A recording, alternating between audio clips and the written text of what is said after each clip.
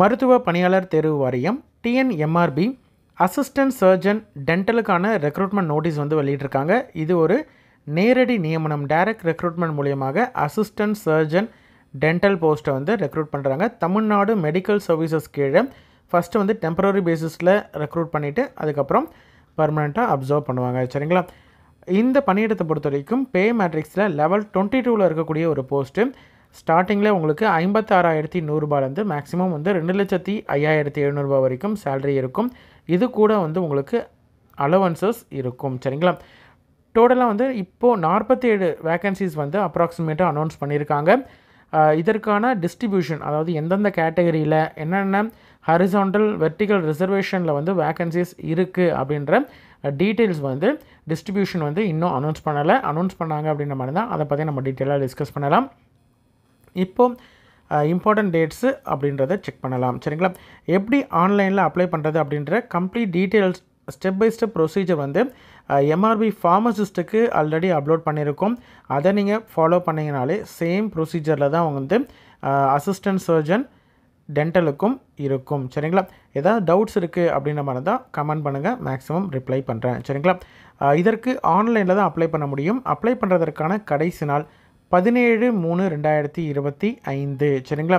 Already online application open ஆகிடுச்சு. அதே மாதிரி எக்ஸாம் டேட்டு இன்னும் அனௌன்ஸ் பண்ணலை. ஒன்ஸ் அனௌன்ஸ் பண்ணுறாங்க அப்படின்ற மாதிரி தான் அப்டேட்ஸ் வந்து கண்டிப்பாக நான் வந்து சீக்கிரமாக கொடுக்குறேன். சரிங்களா? ஒன்ஸ் அப்டேட் கொடுத்த உடனே நான் வந்து மேக்ஸிமம் அப்பப்போ வரக்கூடிய நோட்டிஃபிகேஷன் எம்ஆர்பியில் வருது, எந்த விதமான நோட்டிஃபிகேஷன் இருந்தாலும் உடனே வந்து நம்ம சேனலில் அப்டேட்ஸ் வந்து கொடுத்துருவோம். ரெகுலராக ஃபாலோ பண்ணிகிட்டு இருக்கக்கூடிய கேண்டிடேட்ஸ்க்கு நல்லாவே தெரியும். சரிங்களா? ஓகே, ஆல்ரெடி பே ஸ்கேல் நம்ம என்ன அப்படின்றத பார்த்துட்டோம். ரூல் ஆஃப் ரிசர்வேஷனை பொறுத்த வரைக்கும் 200 பாயிண்ட் ரோஸ்டரில் தமிழ்நாடு கவர்மெண்ட் அந்தந்த கேட்டகரி கேண்டிடேட்ஸ்க்கு எந்தெந்த பாயிண்டில் அப்படின்றது 200 பாயிண்ட் ரிசர்வேஷன் படி ஃபில் பண்ணுவாங்க. மெரிட் பேஸ் பண்ணி தான் ஃபில் பண்ணுவாங்க. அதே மாதிரி தான் அசிஸ்டன்ட் சர்ஜன் டென்டலுக்கான மெரிட் பேஸ்ட் 200 பாயிண்ட் ரோஸ்டரும் வந்து செப்பரேட்டாக இருக்குது. அது எப்படி ஃபில் பண்ணுவாங்க, என்னென்ன கேட்டகரிஸ்க்கு வந்து எப்படி ஃபாலோ ஆகும் அப்படின்றதையும் செப்பரேட்டாக நம்ம வந்து ஆல்ரெடி வீடியோஸ் போட்டிருக்கோம். அதையும் செக் பண்ணி பார்க்கக்கூடிய கேண்டிடேட் வேணும் அப்படின்ற மாதிரி தான் பார்த்து தெரிஞ்சுக்கோங்க. அதே மாதிரி டிஃப்ரெண்ட்லி ஏபிள்டு கேண்டிடேட்ஸ்க்கும் ரிசர்வேஷன் வந்து பிசிஎம் கேண்டிடேட், பிசி கேண்டிடேட்ஸ் எல்லாருக்குமே வந்து as per government of Tamil Nadu rules படி ரிசர்வேஷன் படி உண்டு. சரிங்களா?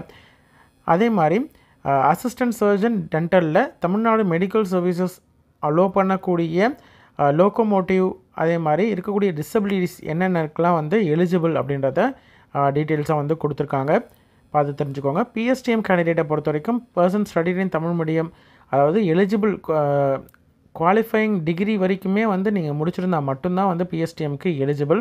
அதனால் மோஸ்ட்லி வந்து பிஎஸ்டிஎம் கேண்டிடேட் வந்து இருக்க மாட்டாங்க. அதனால் அந்த போஸ்ட்டை வந்து ஜென்ரலுக்கு அந்தந்த ரெஸ்பெக்டிவ் கேட்டகரியில் வந்து கொடுத்துருவாங்க. சரிங்களா? யூஸ்வலாக வந்து அசிஸ்டன்ட் சர்ஜன் ஃபார்மசிஸ்ட் போஸ்ட்டுக்கெலாம் பார்த்திங்கன்னா அந்த மாதிரி தான் வந்து ஃபில் பண்ணுவாங்க. சரிங்களா? எக்ஸ் சர்வீஸ்மேன் கேண்டிடேட்டை பொறுத்த வரைக்கும் as per Tamil Nadu government servant rules படி வந்து எக்ஸ் சர்வீஸ்மேன் போஸ்ட்டையும் வந்து ஃபில் பண்ணுவாங்க.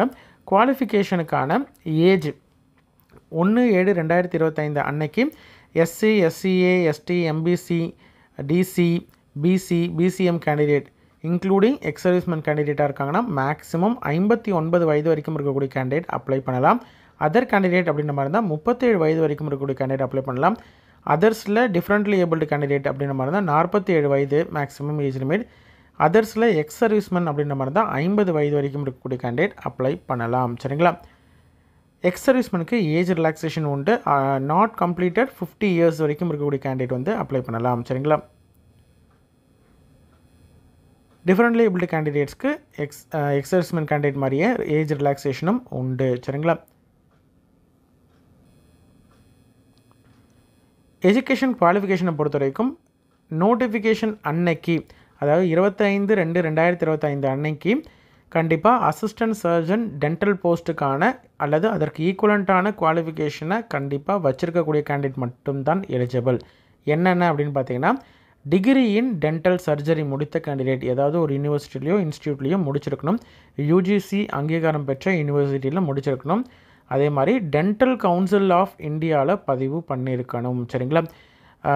அதாவது ரெஜிஸ்டர்ட் ப்ராக்டிஷனராக வந்து மெட்ராஸ் மெடிக்கல் ரெஜிஸ்ட்ரேஷன் ஆக்ட் படி அவங்க ரெஜிஸ்டர்ட் பண்ணியிருக்கணும். சரிங்களா? டென்டல் கவுன்சில் ஆஃப் இந்தியாவில் பதிவு பண்ணியிருந்தாலே போதுமானது. சிஆர்ஆர்ஐ ஹவுஸ் சர்ஜன் வந்து 12 மாதம், மினிமம் 12 மாதம், ஒரு வருஷம் கண்டிப்பாக வந்து சிஆர்ஆர்ஐ சர்டிஃபிகேட் வந்து இன்டர்ன்ஷிப் வந்து கம்பல்சரி ரோட்டரி இன்டர்ன்ஷிப் வந்து முடிச்சிருக்கணும். ஹவுஸ் சர்ஜனுக்கான இன்டர்ன்ஷிப் முடித்திருக்கணும். தமிழ்நாடு டென்டல் கவுன்சிலில் பதிவு பண்ணியிருக்கணும். என்னைக்குள்ளே அப்படின்னு பார்த்தீங்கன்னா நோட்டிஃபிகேஷன் 25/2/2025 முன்னாடி, அன்னைக்கு 25/2/2025 அன்னைக்கோ அல்லது அதற்கு முன்னாடியோ தமிழ்நாடு டென்டல் கவுன்சிலில் பதிவு பண்ணியிருக்கணும். அதற்கு அப்புறம் பண்ணியிருக்கீங்க அப்படின்ற மாதிரி இருந்தால் அது நாட் எலிஜிபிள். அதற்கு முன்னாடியோ இல்லை அன்னைக்கோ பண்ணியிருந்தீங்கன்னா எலிஜிபிள். சரிங்களா? அதே மாதிரி எஜுகேஷன் குவாலிஃபிகேஷனுக்கு ஈக்குவலண்ட், இதுவும் வந்து அதுவும் சேம் தான் அப்படின்ற மாதிரி குவாலிஃபிகேஷனுக்கு வேறு ஏதாவது சர்டிஃபிகேட் வச்சுருக்கீங்கன்னா அது ப்ராப்பராக வந்து ஈக்குவலண்ட் சர்டிஃபிகேட் வந்து ப்ரூஃப் வந்து வச்சுருந்தா மட்டும்தான் எலிஜிபிள். சரிங்களா? பாண்டிச்சேரி கேண்டிடேட்ஸும் அப்ளை பண்ணலாம். ஆனால் வந்து அவங்க யூஆர் கேண்டிடேட்ஸ் போஸ்ட்டுக்கு மட்டும்தான் வந்து எலிஜிபிள். அதர் ஸ்டேட் கேண்டிடேட்ஸும் அப்ளை பண்ணலாம். எந்த ஸ்டேட் கேண்டிடேட்டாக இருந்தாலும் அவங்க வந்து தமிழ்நாடு டென்டல் கவுன்சிலில் பதிவு பண்ணியிருந்தால் மட்டும்தான் எலிஜிபிள். ஏன்னா வந்து மினிமம் குவாலிஃபிகேஷன், எஜுகேஷன் குவாலிஃபிகேஷன்லேயே எலிஜிபிலிட்டியில் உங்களுக்கு தமிழ்நாடு டென்டல் கவுன்சிலில் பதிவு பண்ணியிருந்தால் மட்டும்தான் எலிஜிபிள் அப்படின்றதையும் தெளிவாக கொடுத்துட்டாங்க. சரிங்களா? எக்ஸாமை பொறுத்த வரைக்கும் உங்களுக்கு வந்து தமிழ் எலிஜிபிலிட்டி டெஸ்ட் வந்து 10th ஸ்டாண்டர்ட் 10ஆம் வகுப்பு தரத்தில் வந்து இருக்கும். 1 மணி நேரம் எக்ஸாம் இருக்கும். 50 மார்க்கு மேக்ஸிமம் வந்து எக்ஸாம் இருக்கும். அதில் 40%, அதாவது உங்களுக்கு 20 மதிப்பெண், 50க்கு 20 வந்து மார்க் எடுத்தால் மட்டும்தான் வந்து அவங்க எலிஜிபிள். சரிங்களா? எந்த கேட்டகரி கேண்டிடேட்டாக இருந்தாலும் 50க்கு 40% மார்க்ஸ் வந்து கண்டிப்பாக எடுத்தால் மட்டும்தான் எலிஜிபிள்.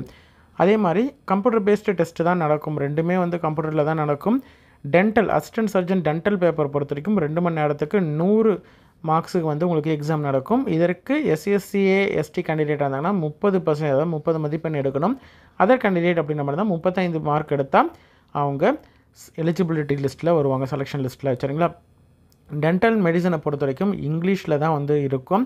100 கொஷின்ஸ் வந்து உங்களுக்கு டென்டல் கொஷின்ஸ் வந்து டென்டல் மெடிக்கல் சம்மந்தமான assistant surgeon dental related questions வந்து இருக்கும். சிலபஸ் வந்து புதுசாக வந்து அப்லோட் பண்ணியிருக்காங்க. சிலபஸை எப்படி டவுன்லோட் பண்ணணும், எங்கே இருக்கும் அப்படின்றத நான் வந்து டீட்டெயிலாக சொல்கிறேன். செக் பண்ணி பார்த்துக்கோங்க. சரிங்களா? பிடபிள்யூடி கேண்டிடேட்டை பொறுத்த வரைக்கும் உங்களுக்கு எக்ஸ்ட்ரா காம்பன்சேஷன் டைம் வந்து 20 நிமிஷம் கொடுப்பாங்க. எந்த விதமான நெகட்டிவ் மார்க்ஸும் கிடையாது, எந்த விதமான இன்டர்வியூவும் கிடையாது. சரிங்களா?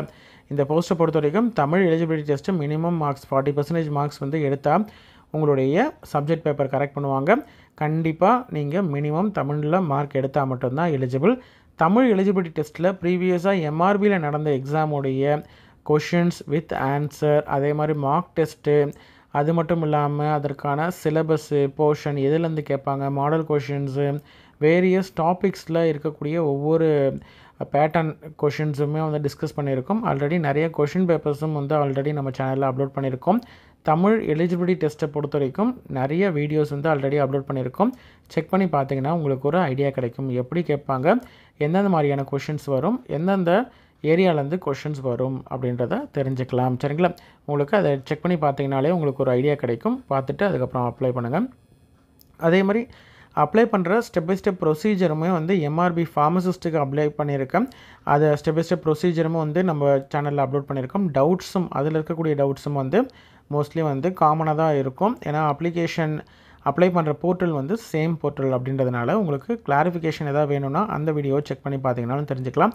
அதே மாதிரி நார்மலைசேஷன் எப்படி பண்ணுவாங்க, அதற்கான ஃபார்முலா என்ன, அது வந்து எதுக்காக நார்மலைசேஷன் பண்ணுறாங்க அப்படின்ற வீடியோவும் செப்பரேட்டாக நம்ம சேனலில் அப்லோட் பண்ணியிருக்கோம். எக்ஸாம் சென்டர்ஸை பொறுத்த வரைக்கும் ஆல் ஓவர் தமிழ்நாடு 38 டிஸ்ட்ரிக்ஸில் வேரியஸ் வென்யூஸில் வந்து எக்ஸாம் வந்து நடக்கும். சரிங்களா? செலெக்ஷனை பொறுத்த வரைக்கும் உங்களுக்கு தமிழ் எலிஜிபிலிட்டி டெஸ்ட்டில் மினிமம் 40% எடுத்தால் மட்டும்தான் உங்களுடைய பேப்பர் வந்து கரெக்ட் பண்ணுவாங்க. மெயின் பேப்பரில் எவ்வளோ மார்க் எடுக்கிறீங்களோ அதை பேஸ் பண்ணி தான் உங்களுக்கு வந்து செலெக்ஷன் இருக்கும். சரிங்களா? அதே மாதிரி எக்ஸாம் ஃபீஸை பொறுத்த வரைக்கும் எஸ்சிஏ எஸ்சி எஸ்டி பிஹெச் கேண்டிடேட்லாம் பார்த்திங்கன்னா 500 ரூபா பே பண்ணுற மாதிரி இருக்கும். அதர் கேண்டிடேட்னா 1000 ரூபா வந்து பே பண்ணுற மாதிரி இருக்கும். ஒன்ஸ் பே பண்ணிட்டீங்க அப்படின்ற மாதிரி தான் நீங்கள் வந்து ரீஃபண்ட்லாம் பண்ண முடியாது. அதே மாதிரி ஒன்ஸ் அப்ளிகேஷன் சப்மிட் பண்ணிட்டீங்க அப்படின்ற மாதிரி தான் அந்த கரெக்ஷன்லாம் பண்ண முடியாது. மேஜர் சேஞ்சஸ் ஏதாவது பண்ணணும் அப்படின்ற மாதிரி தான் நீங்கள் ஃப்ரெஷ்ஷாக தான் நீங்கள் வந்து இன்னொரு அப்ளிகேஷன் தான் போடணும். ஃப்ரெஷ்ஷாக தான் வந்து நீங்கள் ஃபீஸும் பே பண்ணணும்.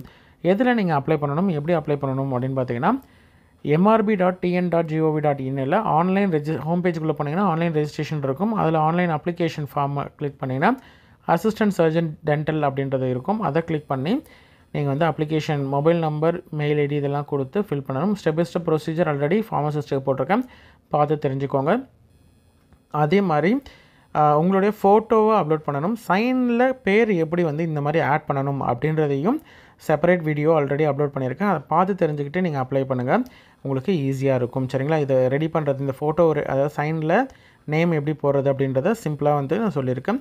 அந்த 2 மெத்தடில் நீங்கள் எந்த மெத்தட் உங்களுக்கு ஈஸியாக இருக்கோ அதை யூஸ் பண்ணி நீங்கள் பண்ணிக்கலாம். வீட்டிலேருந்து நீங்களே பண்ணிவிட்டு அப்லோட் பண்ணிக்கலாம். சரிங்களா?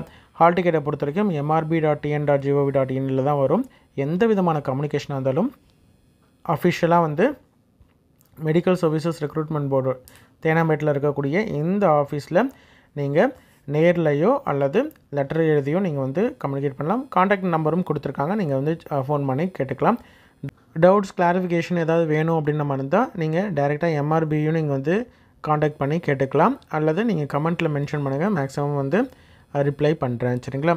என்னென்ன டாக்குமெண்ட்ஸ்லாம் சர்டிஃபிகேட் வெரிஃபிகேஷனுக்கு தேவை, நோ அப்ஜெக்ஷன் சர்டிஃபிகேட் ஃபார்மேட்டு, என்னென்ன ஃபார்மேட்ஸ் அப்படின்னு சொல்லிட்டு ஒவ்வொரு ஃபார்மேட்ஸுமே வந்து கொடுத்துருக்காங்க. ஃபீ பேமெண்ட்டை பொறுத்த வரைக்கும் நீங்கள் debit card, credit card, UPI எது மூலியமாக வேணாலும் பே பண்ணலாம். ஒன்ஸ் பே பண்ணிட்டீங்க அப்படின்ற மாதிரி இருந்தால் அதை வந்து சேஞ்ச் பண்ண முடியாது. அதனால் அதையும் நீங்கள் வந்து கன்ஃபார்ம் பண்ணிவிட்டு அதுக்கப்புறம் நீங்கள் பே பண்ணுங்கள். அப்ளிகேஷனை வந்து ரொம்ப கேர்ஃபுல்லாக ஃபில் பண்ணுங்கள். மிஸ்டேக்ஸ் ஒன்ஸ் பண்ணிட்டீங்க அப்படின்ற மாதிரி இருந்தால் அதுக்கப்புறம் சேஞ்ச் பண்ணுறதோ இல்லை வந்து அதை ரெக்டிஃபை பண்ணுறது கொஞ்சம் கஷ்டம். அதனால் ரொம்ப கேர்ஃபுல்லாக பண்ணுங்கள். உமன் கேண்டிடேட்டுக்கு 30% ரிசர்வேஷனும் உண்டு. சரிங்களா? இதெல்லாம் சர்டிஃபிகேட் வெரிஃபிகேஷன் அப்போ போகும்பொழுது தேவை, இப்போதைக்கு தேவையில்லை. ஆனால் சர்டிஃபிகேட்ஸ் எல்லாம் ரெடியாக வச்சுருந்தீங்கன்னா உங்களுக்கு ஈஸியாக இருக்கும். சரிங்களா?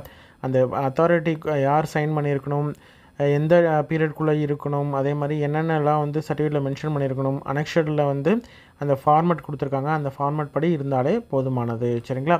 இன்ட்ரெஸ்டட் கேண்டிடேட் அப்ளை பண்ணுங்கள். உங்களோட ஃப்ரெண்ட்ஸ் சர்க்கிளையோ அல்லது தெரிந்தவங்க யாராவது வந்து இந்த பணியிடத்திற்கு எலிஜிபிள் அப்படின்ற மாதிரி இருந்தால் அவங்களுக்கு இந்த இன்ஃபர்மேஷனை தெரியப்படுத்துங்க. கண்டிப்பாக யூஸ்ஃபுல்லாக இருக்கும். சரிங்களா? நன்றி.